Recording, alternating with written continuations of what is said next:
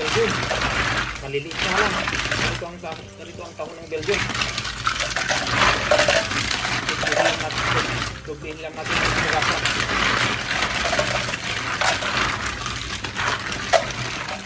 Guys, tayo ay magluluto ng tahong Belgium mussels. Mussels ang tawag nila. Yan, lagyan natin ng butter. Okay guys, ayan na.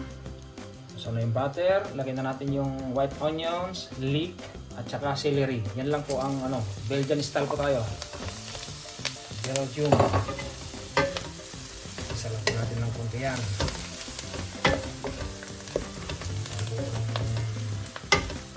Belgian mussel.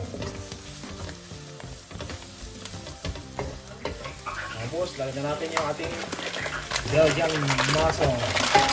Maliliit lang po talaga. Tugas na po yan.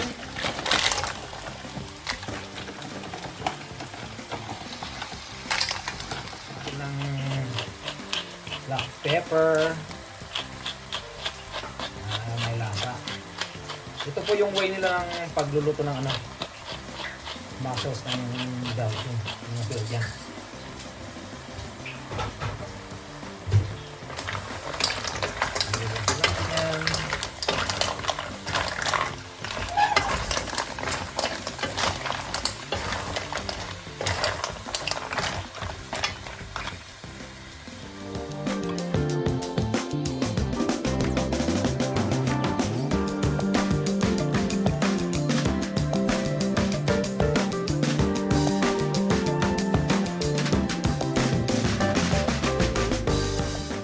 Check na natin. Oh, ayan na.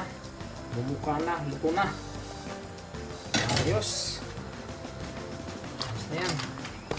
Luto na. Wow. Ito, sarap.